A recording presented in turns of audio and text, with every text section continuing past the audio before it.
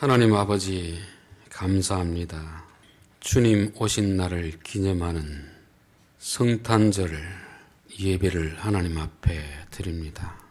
보내주신 주님을 생각하며 하나님의 은혜에 감사하되 세상 사람들처럼 열광에 빠지지 않고 왜 아들을 보내주셔야만 했는지, 보낸 주님의 마음은 어떠한지 헤아릴 수 있는 시간이 되게 도와 주옵소서.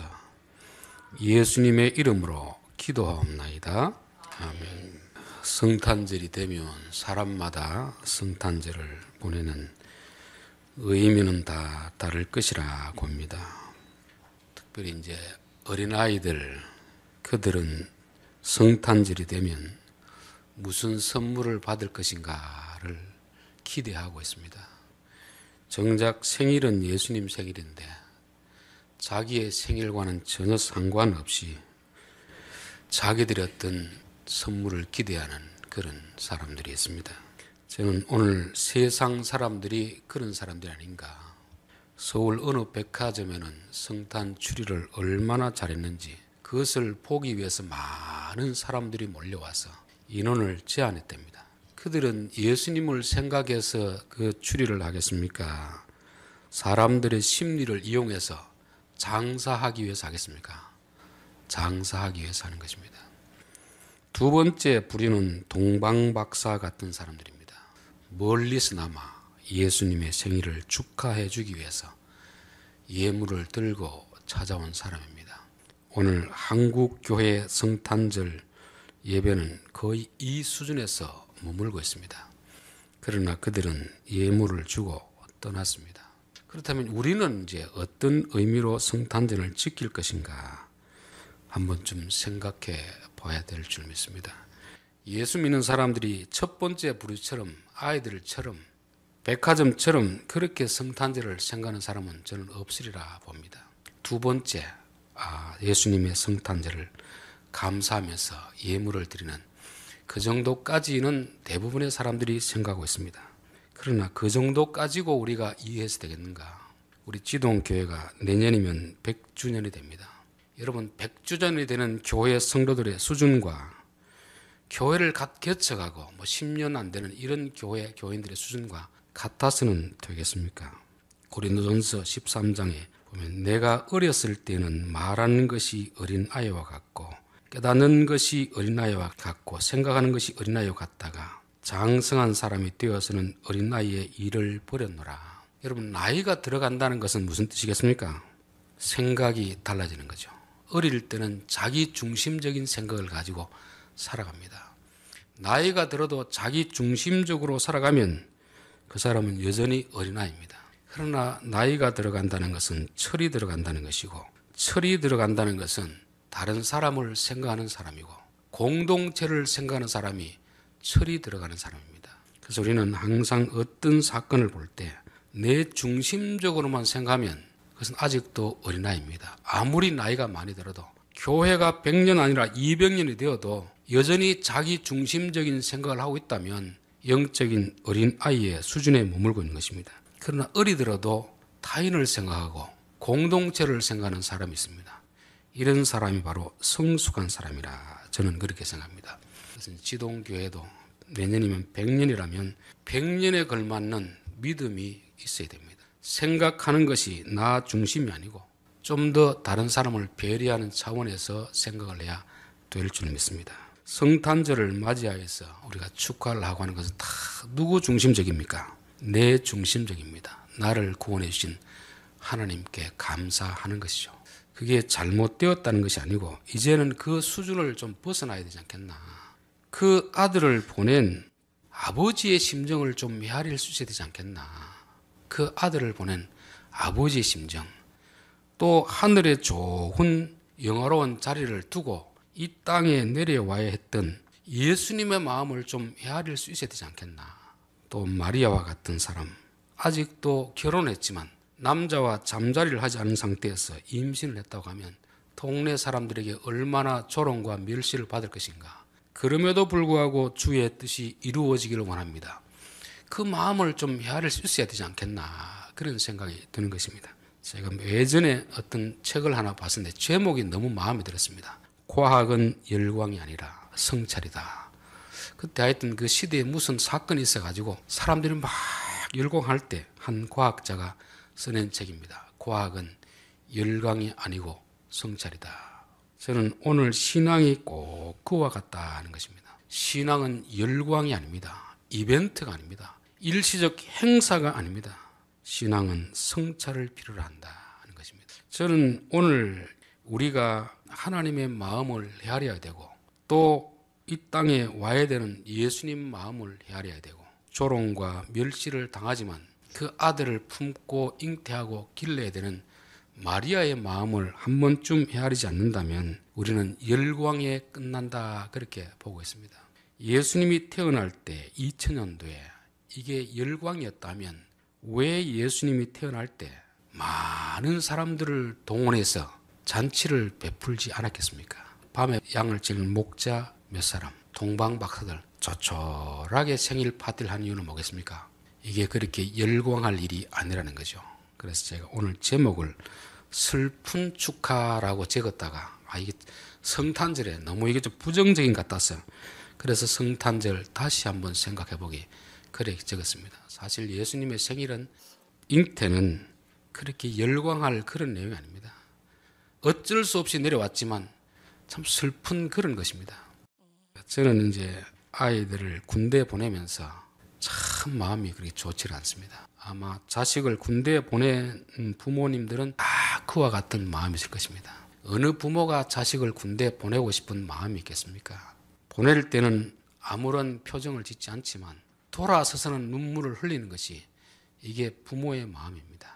보내고 싶지 않는 군대, 그러나 보낼 수밖에 없는 그런 상황, 남과 북이 대치된 상황에 살고 있는 이런 현실을 바라보면서도 어쩔 수 없이 보내야 되는 그 상황을 참 마음 아파하는 것입니다. 자식을 군대 보내면서 철이 없는 자식들은 친구들끼리 뭐 축하한다고 하지만 그게 축하할 일이 아니잖아요. 어쩔 수 없이 보내야 되는 그런 상황을 보면서 참 마음 아파하는 것이 군대에 보낸 부모의 마음이고, 그러나 군대는 요즘 뭐 20개월입니까? 그렇지만 하나님이 아들을 보낼 때는 20개월이 아니지 않습니까? 33년이라는 시간이 필요한 것이고 또 그 아들의 결론이 뭡니까? 죽음 아닙니까? 이 땅에서는 죽음입니다.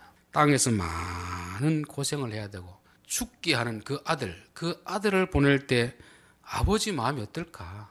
아버지 마음이 어떨까? 어떤 마음으로 보냈을까? 저는 성탄절을 생각하면서 열광에 빠지는 것이 아니고 하나님의 마음을 한번 깊이 생각해보는 그런 절기가 되었으면 합니다. 어제 우리 김태문 장로님이 기도 속에서 그런 기도를 하는 거 보고서 이번에 내가 설교 주제를 바로 잡았구나. 하나님이 우리 교회에 그런 쪽으로 설교하라는구나를 다시 한번 확신을 했습니다. 우리는 이 성탄절을 맞이하여서 아들을 보내야만 했던 그 하나님의 마음을 한 번쯤 이해를 해야 될 줄 믿습니다. 요한복음 3장 16절에 보면 하나님이 세상을 이처럼 사랑하사 독생자를 주셨으니 이는 그를 믿는 자마다 멸망하지 않고 영생을 얻게 하려 하심이라. 이처럼 사랑하사, 이 말은 아들을 죽일 만큼 우리를 사랑한 것입니다. 아들을 죽일 만큼 우리를 불쌍히 여긴 것이죠.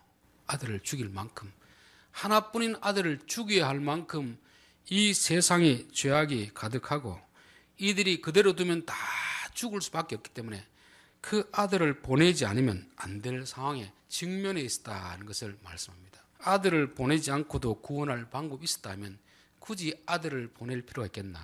여러분, 자식을 군대에 보내지 않아도 되는데 군대에 보낼 사람이 있겠습니까?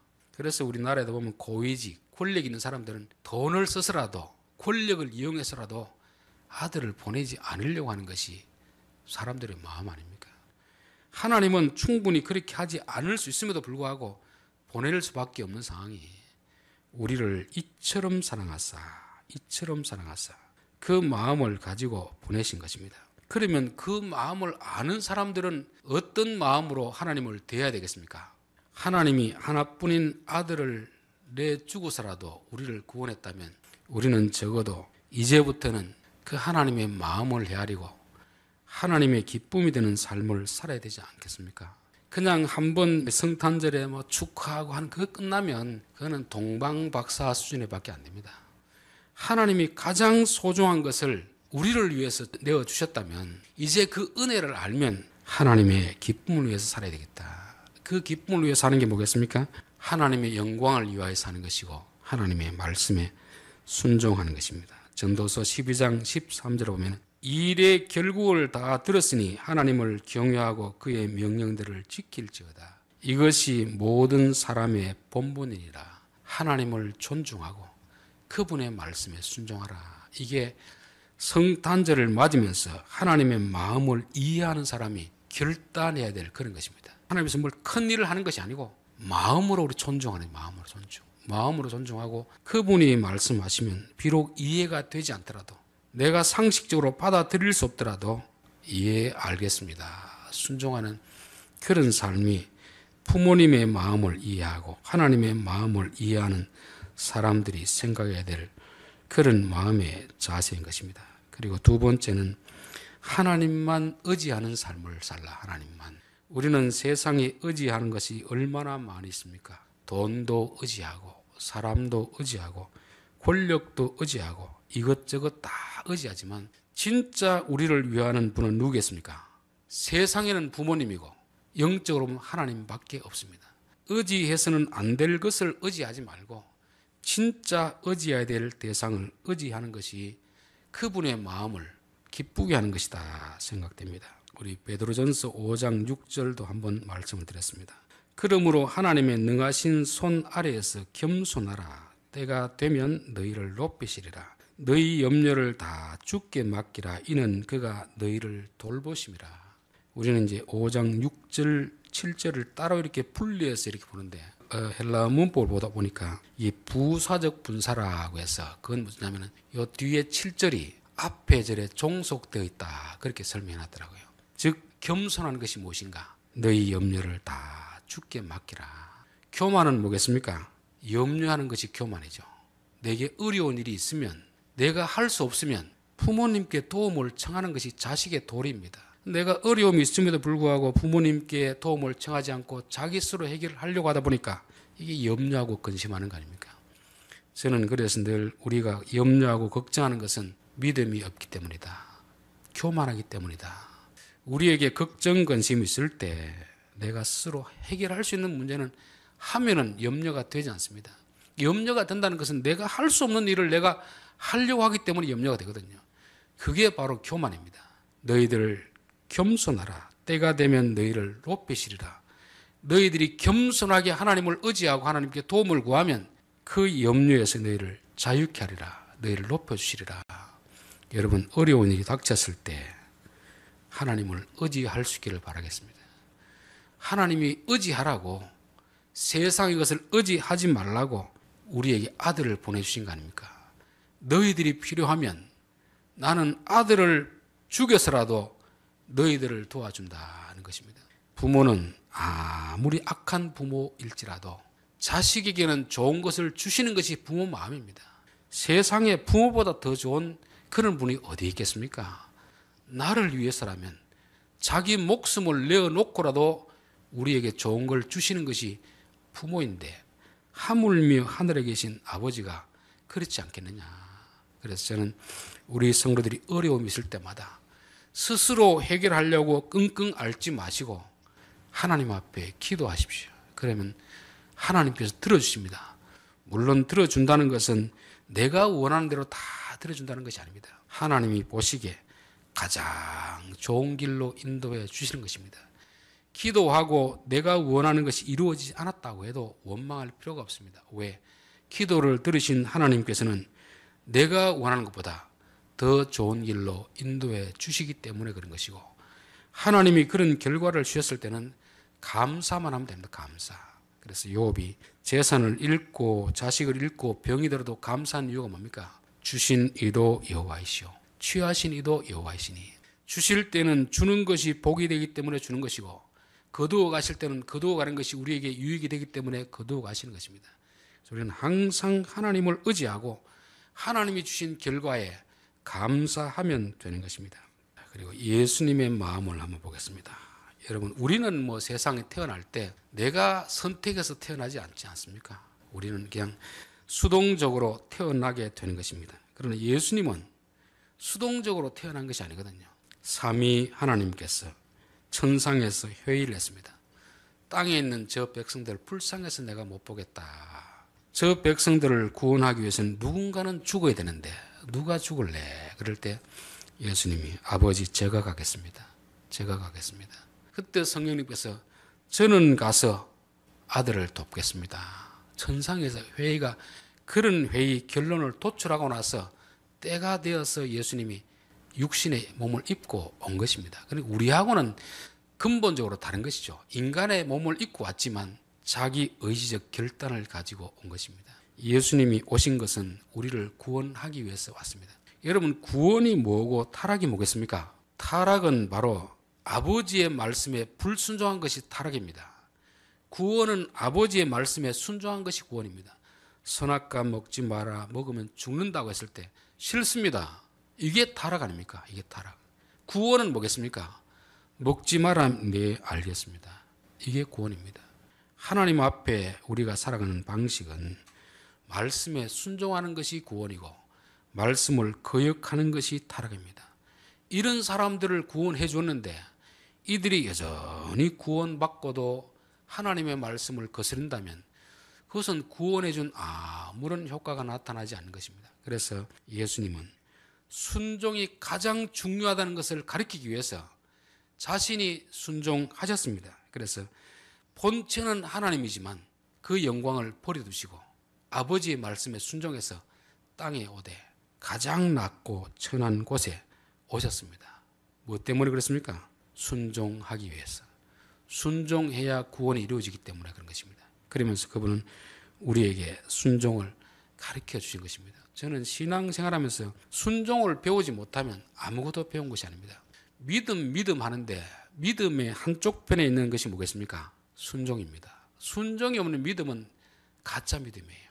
믿음이 있으면 순종하게 되는 것입니다. 순종은 억지로 하는 게 아닙니다. 마지못해 하는 게 아닙니다. 그분이 나를 너무너무 사랑하기 때문에 나를 위해서라면 자기 목숨도 아끼지 않고 주는 분이기 때문에 그분을 존경하고 그분의 말이라면 내가 이해되지 않더라도 따라가는 것이 순종입니다. 제가 어머니를 생각할 때 그분은 저를 위해서라면 정말 목숨도 내어주고 제가 필요한 걸 해줬거든요. 철이 들고 나니까 이분을 위해서 내가 뭘 할까? 이분의 기쁨이 돼야 되는데 기쁨이 되는 게 뭘까? 맛있는 걸 사주는 것일까? 그게 아니고 이분이 하는 말씀을 내가 이해가 되지 않더라도 상식적으로 용납이 안 되더라도 이분이 하는 말씀은 들어야 되겠다. 그게 깨달은 것이 순종입니다. 순종. 부모님께 효도도 다른 게 아닙니다. 부모님을 존중하고 부모님의 뜻에 따라가는 것이 이게 효도이지 자기 하고 싶은 대로 하는 것이 효도로서 그건 효도가 아니잖아요. 부모님이 뭘 기뻐할까? 부모님이 하신 말씀을 마음에 정말 즐거운 마음으로 순종하는 것이 효도이고 우리의 신앙생활도 마찬가지입니다. 내가 하고 싶은 거 이것저것 하는 것이 이게 신앙생활이 아니고 하나님이 우리에게 요구하시는 것이 무엇인가? 그것이 바로 신앙생활이고 그것이 바로 구원받은 자들의 삶이 되는 것입니다. 예수님은 순종이 중요하다는 것을 자기 몸을 바치면서 그렇게 본을 보여주신 것입니다. 그래서 마지막 겟세마네 기도에서 그런 기도를 드렸습니다. 아버지, 이 잔을 내게서 넘기시면 안 되겠습니까? 이 잔. 다른 방법은 없습니까? 그러나 나의 원이 아니고 아버지의 뜻이 이루어지게 하옵소서. 저는 우리 성도들이 예수님을 생각할 때마다 항상 떠올라야 될 단어가 순종이라는 단어입니다. 순종. 예수님은 자기 목숨을 내어주고서라도 아버지 앞에 순종했는데 우리는 과연 예수님을 믿으면서 하나님 말씀에 순종하는가? 부모님 말씀에 순종하는가? 순종이 없는 믿음은 가짜 믿음입니다. 순종이 있는 믿음이라야 진짜 믿음이라는 것을 성경은 말씀하고 있습니다. 요한복음 3장 36절에 아들을 믿는 자에게는 영생이 있고 아들을 순종하지 아니하는 자는 영생을 보지 못하고 아들을 믿는 자는 영생이 있고 아들을 믿지 않는 자는 영생이 없다고 해야 되는데 단어를 바꿔버렸습니다. 아들을 믿는 자에게는 영생이 있고 아들을 순종하지 아니하는 자에게는 영생이 없다는 것을 무슨 뜻이냐면은 믿음과 순종은 동전의 양면과 같은 것입니다. 믿음이 있으면, 정말 살아있는 믿음이 있으면 순종을 합니다. 순종을 하지 않는다는 것은 믿음이 없다는 것을 말씀하고 있습니다. 그래서 내게 진짜 믿음이 있는가를 알기 위해서는 하나님의 말씀을 순종하려는 마음이 있는가, 하고 안 하고는 둘째 문제입니다. 그분이 말씀하시면 이해 안 되더라도 따라가야지, 따라가다가 넘어지더라도 따라가야지, 그 마음을 가져야지. 하나님 말씀을 들어보고 내 마음에 맞으면 순종하고 내 생각과 틀리면 불순종하고, 이거는 순종이 아닙니다. 틀리든 틀리지 않든지 그 길을 가는 것입니다. 그래서 요한계시록에 보면은 천국에 온 신부들을 이야기하면서 그들은 신랑이 어디로 인도하든지 따라가는 자며 잔잔한 시냇 물가로 인도할 때도 따라가고 사망의 음침한 골짜기로 인도할 때도 따라가고, 어디로 인도하든지 따라가는 것이 순종이지, 내가 좋아하는 길을 가면 따라가고 싫어하면 따라가지 않는, 이거는 순종이 아닙니다. 여러분의 삶에서 정말 하나님 앞에 순종하고 있습니까? 순종이 없으면 우리의 믿음은 가짜이거나 믿음이 아주 부족한 거나 그런 것입니다. 그래서 항상 내가 다 순종하지는 못할지라도 하나님의 말씀에 순종하는 삶이 되게 없었어요. 순종하는 삶이 되게 없었어요. 그거 하기 위해서 예수님이 오신 것입니다. 그거 하기 위해서 구원해 주신 것입니다. 구원해 줬는데 순종은 하지 않고 자기 마음대로 살아가면 그 구원이 무슨 의미가 있겠습니까? 또 하나는 마리아의 이야기입니다. 마리아 이야기. 천사가 와서 마리아에게 하나님께 은혜를 받은 자여, 네가 잉태하리라. 그러니까 아니 무슨 소리 합니까? 남자와 잠자리도 안 했는데 그런 일이 있을 수 있습니까? 그 잉태는 성령으로 인하여 된 것이더라. 그랬을 때 주의 뜻이 이루어지기를 원합니다. 그러겠습니다. 마리아는 성령으로 잉태한 걸 알지만 남편 요셉 이해가 안 됩니다. 그게 말이 되느냐. 그래서 조용히 아내와 끊고 됐습니다. 저 여자가 무슨 실수로 다른 남자와 잠자리를 했겠구나, 아니면 강간을 당하는지 했겠구나. 어쨌든 간에 임신이 된 것은 남자와 관계를 해서 된 것이니까, 보통 약혼해놓고 그래 되면은 사람들에게 이야기를 하면 그 여자는 돌에 맞아 죽어야 됩니다. 그런데 그 여자를 생각해서 조용히 끊고 됐습니다. 조용히. 그때 성령께서 요셉에게 나타나서 그 생명은 성령으로 된 것이니라, 그렇게 말씀했잖아요. 요셉과 마리아는 이 일이 부정한 관계를 통해서 되어진 것이 아니고 성령으로 태어난 것을 압니다. 그런데 마을 사람들은 이 사실을 믿겠습니까? 안 믿겠습니까? 안 믿습니다. 평생 동안 마리아는 무슨 낙인에 찍혀 살았겠습니까? 결혼하기도 전에 바람을 피워서 아기를 가진 여자로. 예수님은 무슨 낙인을 찍혔습니까? 불륜의 관계 속에서 태어난 아들. 그 낙인을 지키고 산 것입니다. 여러분, 한 여자로서 이런 낙인을 평생 동안 지키고 사는 것이 쉬울까요? 어려울까요? 결코 쉬운 일이 아닙니다. 저는 예수 믿는 사람들이 마리아의 삶을 또 배워야 되지 않겠나, 그런 생각했습니다. 우리는 영화로운 자리는 누구나 가려고 하지만 예수님 때문에 억울한 누명을 쓰고 예수님 때문에 욕을 먹고 예수님 때문에 손해를 보는 그런 삶 살려고 하면 누가 그 길을 가겠습니까? 그 길을 간 마리아가 있었기 때문에 예수님이 태어날 수 있었던 것입니다. 그 길을 거부했더라면 예수님이 태어남이 뒤로 미뤄질 수도 있었겠죠. 그러나 그 고난을 내가 기꺼이 감당하겠습니다. 그 마리아 때문에 예수님이 그때 나올 수 있었던 것입니다. 결론입니다. 저는 오늘 세 분의 마음을 한번 헤아려 보는 시간이 되었으면 좋겠다는 말씀을 드렸습니다. 하나뿐인 아들을 이 땅에 보내야 했던 그 아버지의 마음. 아들 군대 보내는 것도 그렇게 마음이 아픈데 아들을 죽게 하기 위해서 이 땅에 보내는 그 아버지의 마음이 어땠을까? 그 마음을 헤아린다면 우리는 이제부터는 그분이 기뻐하는 삶을 살아야 되겠다. 그분이 말씀에 순종하는 삶을 살아야 되겠다. 효자와 불효자는 다른 게 아닙니다. 부모가 나를 위해서 얼마나 수고했는가를 알면 효자가 됩니다. 그 효는 다른 게 아니고 부모님의 마음에 기쁨이 되는 삶을 살아야 되겠다. 부모님이 하시는 말씀에 순종이 되겠다. 이게 효자인 것이고, 우리 신자들은 하나님 앞에 기쁨이 되는 것은 내가 원하는 종교적인 어떤 일을 해서 기쁨이 되는 것이 아니고 그분이 뭐라고 말씀하는가, 그분의 말씀에 귀를 기울이고 그분의 음성을 듣는 것입니다. 마르다는 자기 기준에서 예수님께 음식을 많이 대접하면 기뻐할 것이다 생각했는데 예수님은 마리아를 봐라, 마리아. 마리아는 겸손하게 예수님 말씀을 듣는 것입니다. 그리고 나서 나중에 성령께서 너의 향유를 예수님의 발 앞에 부으라고 감동을 주셨을 때 전혀 고민하지 않고 순종하는 것입니다.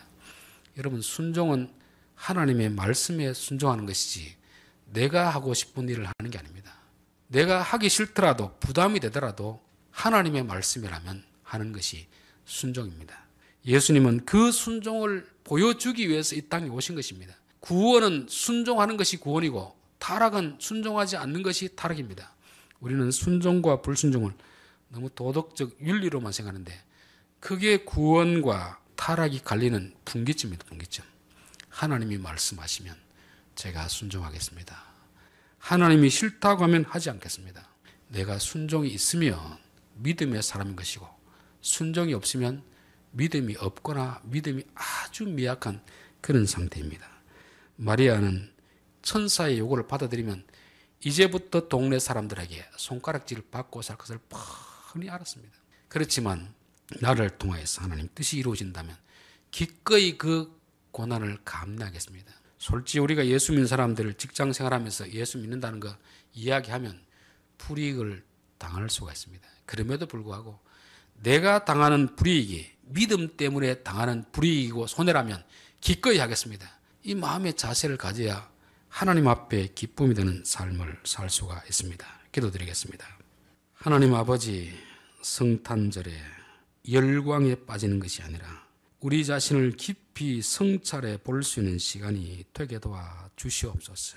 주님 때문에 구원받은 감격도 기뻐야 되지만 하나뿐인 아들을 보낼 수밖에 없었던 아버지의 마음을 한 번쯤 헤아릴 수 있는 시간이 되게 하시고 자신이 거부했더라면 하늘에서 영광을 누리고 있을 아들이 아버지께 순종해서 이 땅에 와서 죽음을 선택한 그 아들의 마음, 또 그 천사의 당부를 받아들임으로 인해서 세상 사람들에게 손가락질을 당할 그 모든 상황을 알지만 주의 뜻이 이루도록 순종했던 마리아의 믿음을 다시 한번 우리가 생각해보고 우리의 신앙이 이벤트나 행사가 아니라 자기를 부인하고 자기 십자가를 지는 그 삶이 되게 도와 주옵소서. 예수님의 이름으로 기도합니다. 아멘.